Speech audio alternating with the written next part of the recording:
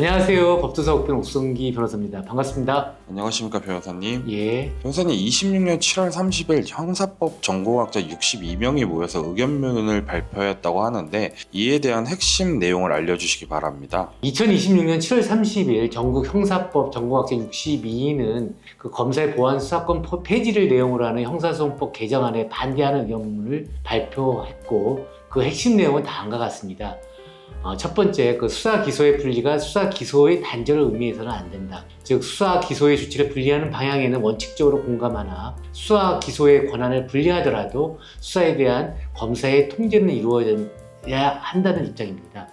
이는 그 탄핵주의에 따라 법원이 영장제도, 공소기각, 직권조사 등을 통해 검사의 소추권을 통제하는 것과 같은 이치라고 설명합니다.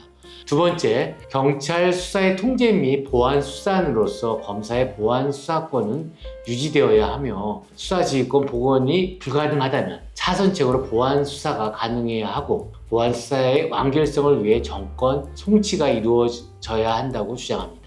보안 수사 요구권만으로는 경찰의 수사를 효과적으로 통제할 수 없다는 점을 강조합니다. 세 번째, 보안 수사권 폐지가 검찰권 남용 억제의 유일한 해답이 아니라고 하면서 검사의 보안 수사권을 남겨두면 공소청이 과거의 검찰로 돌아갈 수 있다는 우려는 그 보안 수사권 폐지의 명분이 될 수 없으며 보안 수사권 남용의 위험은 공소청 내 그 수사 인력의 제한 등 다른 제도적 장치로 통제해야 한다고 봅니다. 네 번째, 그 특별사법경찰에 대한 검사의 수사 지휘는 계속되어야 한다고 합니다.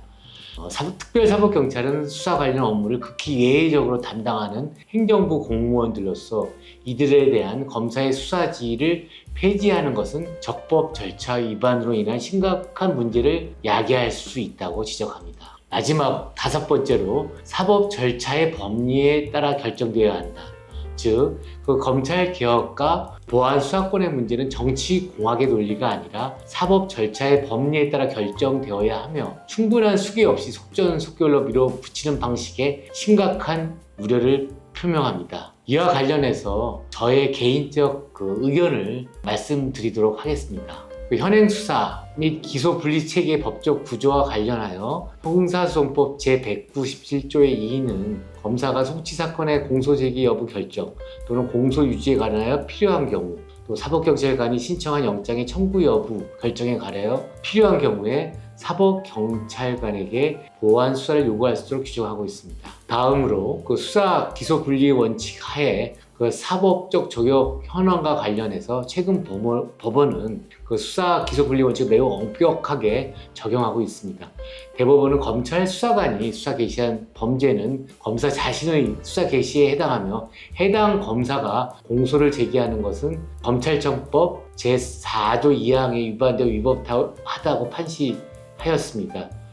대법원 2026년 7월 9일 선고 2026도 2366 판결인데 이 판결에서 대법원은 검찰청법 제4조 제1항 제1호 단서에서 검사가 수사를 개시하여 1차적 수사를 직접 담당할 수 있는 범죄를 제한하는 것은 사법경찰관이 1차적 수사를 담당하고 검사가 보안수사 요구, 시정조치 요구 등을 함으로써 사법경찰관과 검사의 상호협력 및 상호 견제 구조에서 수사의 효율을 높이고 국민의 안전과 인권을 보호하기 위한 것이라고 그 입법 취지를 명확히 하였습니다. 세 번째, 보안수사권 폐지의 법적 문제점입니다. 즉, 수사 기소 단절로 인한 공소 유지 기능 약화입니다.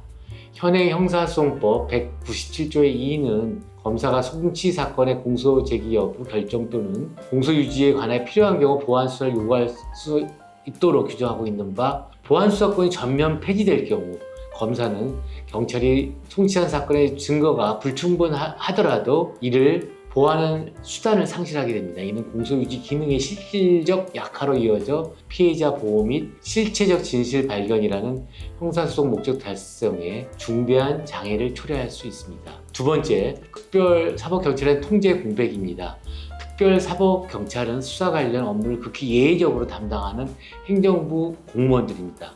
실제로 특별사법경찰관이 직무 범위를 벗어나 수사한 사건에서 법원은 공소제기 절차에 중대한 흠을 이유로 공소를 기각한 바 있으며 이 판결에서 법원은 특별사법경찰이 직무 범위를 벗어나 범죄를 발견했을 경우 검사의 지휘를 받아 수사기관에 통보하여야 한다는 점을 명시하였습니다.